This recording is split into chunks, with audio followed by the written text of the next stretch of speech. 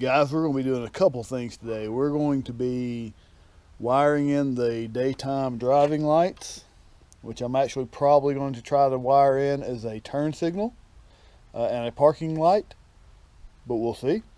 And then we're going to replace the flasher. So let's get started and see what we can get accomplished. You know what else I may do?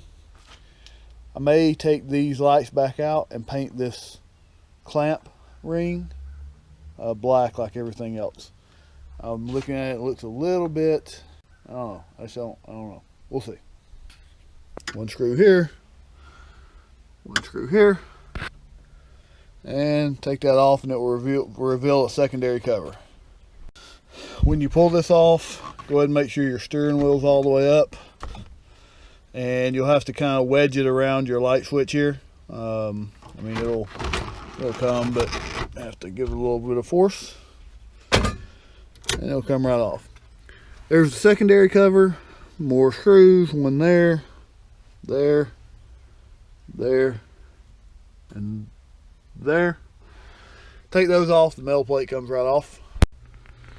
Alright guys, if you watch my other video on the blinker relay, I'll show you where it's at, but I'll also go ahead and try to show it to you here too. You can see just under the steering column, on the passenger side of the steering column, right behind this HVAC hose, right there, you see the plug and the relay. Just underneath this hose, you can see the little screw that holds the whole relay in. Just take that screw out and you can pull that plug down and unplug the relay. So let's do that and see what that looks like.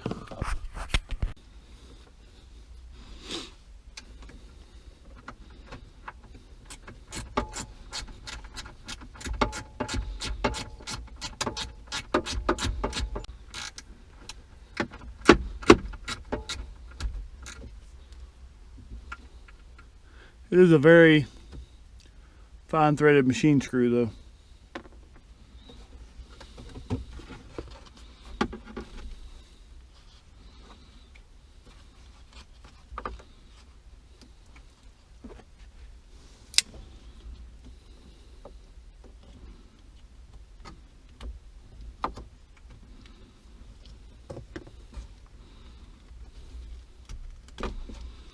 And the old one is out. Compared to the new one, it is much different in size. Has the same plug pattern, and it does not appear this bracket will fit the new one. It doesn't have the grooves cut, if you can see that, for the bracket to actually hold it. Now let me pull this bracket off and see if we can make something work. If not, I can get some zip ties and zip tie that up. It's not going to be an issue. Alright, I got the bracket to work.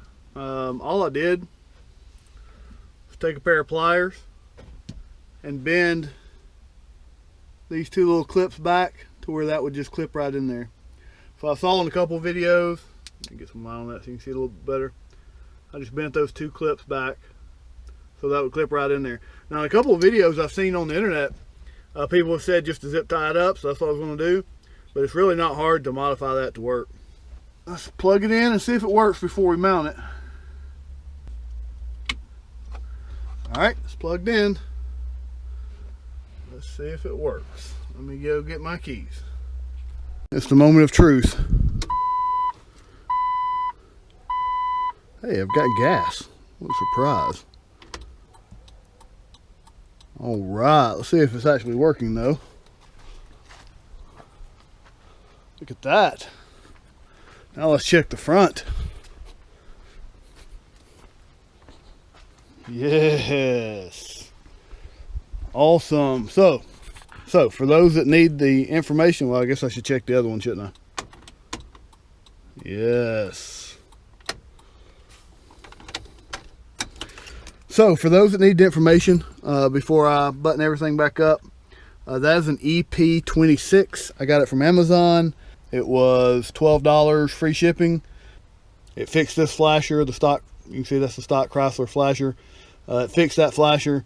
I did do the modification on this flasher, But that's only good if you do LEDs on the back or the front, not for both. If you do LEDs for both, you're not going to pull nearly enough current for this to work at all. If you only do the back or just do the front, you still pull enough total current for this to work after you do the modification. So the modification is still valid if you're only doing rear LED tail lights or just front parking signal tail light or parking signal LEDs. If you do all of it like I did, you're going to need that EP26 for mine, which is a 99. Let me button it all back up and we'll move on to the headlights. So you've got the constant wire and the flasher wire, I guess that's what I call them. Anyway, this is the wire that gives you constant when the parking lights are on, and this one is the one that causes it to blink whenever you turn the blinker on, or flash whenever you turn the flasher on. I can hook one or the other up to this daytime driving light, so I can either use my daytime driving lights as blinkers, or I can use them like I've got them wired up now as parking lamps to turn it on and off with the parking lamp. I don't know, we'll see. I may switch them over if I don't use them that often as parking lamps. I can't do both. All right guys, the daytime driving lights are hooked up. Well, they're not officially hooked up, but I've got them tested out.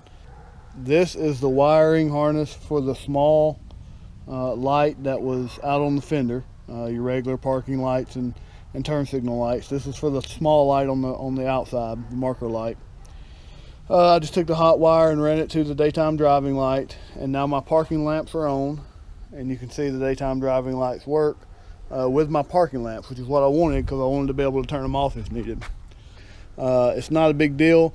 I just want to be able to turn them off and on because sometimes you just don't want lights to come on with your key. Sometimes you want lights to be off. You know, you want to be in the dark. So very simply, everything else works. Blinkers work on the front, blinkers work on the back. The blinkers are weak on these. At nighttime with them being LED though, they're a lot brighter. So I don't have a problem with that. If I could do it again, I probably wouldn't get the smoked lens. I'd get a plain lens. I think that's what's causing them to look a little weak. A little plastic dip on the lock rings. If you can see that. I have the driving lights wired up to the parking lights. So they only come on when I have the parking lights on.